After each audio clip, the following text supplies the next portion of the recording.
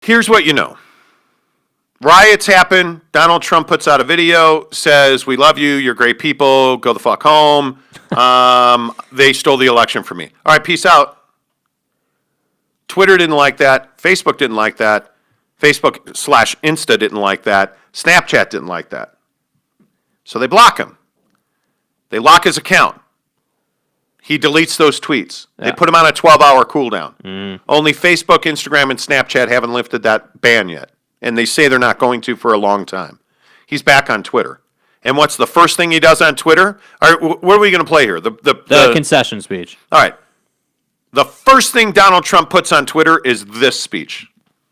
I would like to begin by addressing the heinous attack on the United States Capitol. Like all Americans, I am outraged by the violence, lawlessness, and mayhem. I immediately deployed the National Guard No, you didn't. No, you and didn't. federal law enforcement to secure the building and expel the intruders. America is and must always be a nation of law and order. The demonstrators who infiltrated the Capitol have defiled the seat of American democracy. Wait, hit pause. To those who engaged in the... He says, I immediately deployed the National Guard. No, you didn't. 4 hours later, by the way, do you know why it took hours after? So they say National Guard come in. The National Guard then goes to the Pentagon, where they're housed in Washington. Says, all right, man, we need our guns and ammo. MAGA. No. The people that Donald Trump installed at the Pentagon in the last 6 weeks, after the election, he purged a bunch of staff and replaced them with his minions. Those minions at the Pentagon would not give the National Guard access to body armor, weapons. They put a mandate in place that said you cannot share arms or equipment with local police. Like, they essentially cut the balls off the National Guard. And to that end, that's why a lot of people are saying Donald Trump planned this. It's a strong thing to suggest. No, it's not. Not based on evidence. Well, look, but I'm saying we need to understand. I'm not saying it's outlandish. What I'm saying is that we're sitting here saying the United States president planned an attack on the Capitol with his supporters. The evidence is half of the Capitol Police Department was off. They were told, don't come to work today. Yeah. They knew 4 days ahead of time there was a plan in place that they were only going to have standard staffing levels deployed on Monday, Tuesday, and Wednesday when there were 3 days of planned rallies. They only had standard staffing issues in place. Yeah. Or staffing levels in place. They did not put the Guard on standby. They did not have the FBI SWAT team on standby. Mm-hmm. They knew this was going to happen. Right. They knew what they were doing. Mm-hmm. And it cost the life of 5 people. Did you see the video of this lady that got shot going into the Capitol? Yeah. I'm really sorry she's dead. And this is probably going to piss some people off. We get it, MAGA. Mm. I have no problem with her shooting. Yeah. This woman that died, this Air Force veteran, and I appreciate her service. I feel for her grandfather who made this unbelievably emotional speech on a TV interview in San Diego. I feel for her husband. But this woman went to the Capitol with the express purpose of creating mayhem. She told people that. Yeah. She was the first person to once they got inside the front door of the Capitol, and the Capitol Police, there are videos of them opening up the barricade and not defending the front door. You see the protesters rush in, and they overpower this one cop who eventually is pushed down a flight of stairs. But she's the first person who actually got to the door that leads you to the actual House and the actual Senate and the offices of all of the senators and congresspeople. Right. She is there when the window gets broken out. And what has happened is a few Capitol Police have actually thrown a bunch of furniture and filing cabinets in front of these doors to try and keep these people out. And the photo's now famous of these 4 Capitol Police officers, guns drawn, pointed at those windows, yelling at them to stop or we will shoot. Yeah. So this woman breaks this window out and then jumps up onto the door frame where the window was. Yeah. And she's about to leap through the window, and you see the arm of a Capitol Police officer with a Glock in his hand, a Glock 9mm, fire one time at her. Yeah. It hits her in the neck. Yeah, boy didn't miss. And, reading one of the articles today, it talked about how much you suffer. Apparently, when you get shot in the neck and you bleed to death, it is not a comfortable death. Yeah, you drowned, basically. It is a painful, uncomfortable death. There is close-up video of it.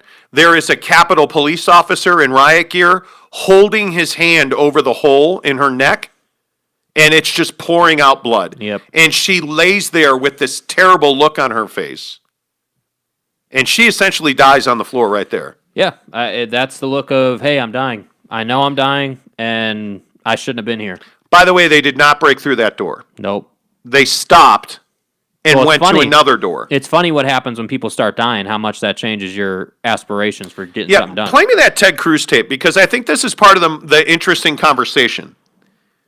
This Ted Cruz situation. You want the one from the floor? Yeah, the one of the night, the one from Wednesday night when he's on the floor. Yeah. Ted Cruz and Josh Hawley, the rep from Missouri, both got on the floor on Wednesday night and made impassioned pleas to continue the fight. So I want to play you a part of this Ted Cruz tape because it will blow your mind what he said yesterday in a video he released. This is Ted Cruz on the floor of the House on Wednesday night.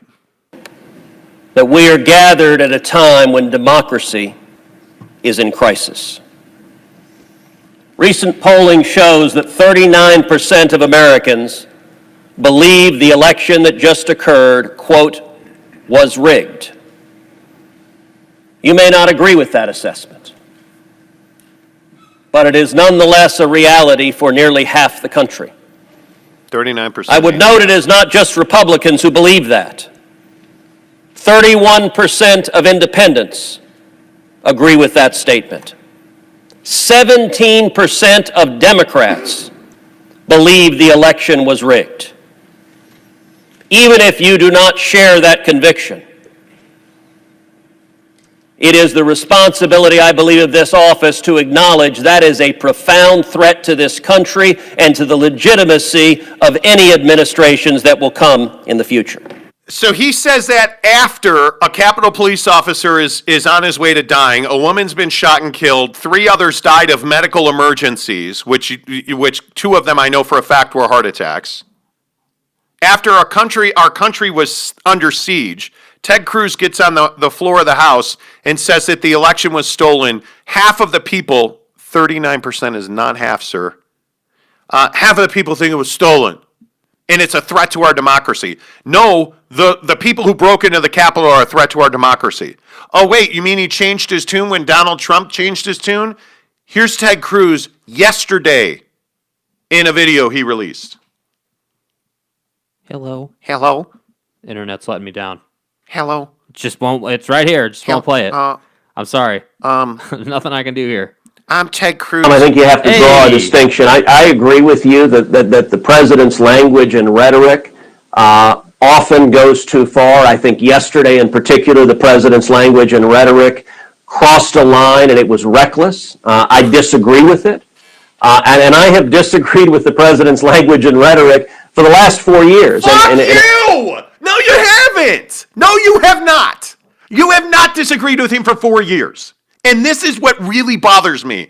Ted Cruz now sees his political future, the career dissipation light blinking in your eye, sir, right? He now sees he's in real trouble. So he's going to get on media interviews and say, well, I've disagreed with Donald Trump for the last 4 years. This I'll rhetoric. drop that motherfucker. Yeah, this rhetoric is really dangerous. Yeah, you mean the same rhetoric that you defended on Wednesday night on the floor of the House? That same rhetoric. The hypocrisy is amazing. And it's and I'm no huge fan of Mitt Romney, but it's what Mitt Romney said on Wednesday night. when Mitt Romney said, "Hey, you know how you stop these lies? You know how you stop people from being insecure about the election? You tell them the truth. We sued 61 times and lost." Did anybody see that Dominion now has filed a $1.3 billion lawsuit for libel against Donald Trump's attorneys? And they have filed that. It's in court. As of this morning, it is in process. Tell people the truth. You want to build confidence in the election, you tell people the truth. You do what Mitt Romney said to do, which is you be honest. Here's some Mitt Romney for you. Today was heartbreaking. Man. And I was shaken to the core as I thought about the people I met in China and Russia and Afghanistan and Iraq and other places who yearn for freedom and who look to this building and these shores as a place of hope. And I saw the images being broadcast around the world, and it breaks my heart. I have 25 grandchildren. Many of them were watching TV, Wait, 25? thinking about this building, whether their grandpa was okay. I knew I was okay. I must tell you as well, I was proud to serve with these men and women. This is an extraordinary group of people. I'm proud to be a member of the United States Senate and meet with people of integrity as we do here today.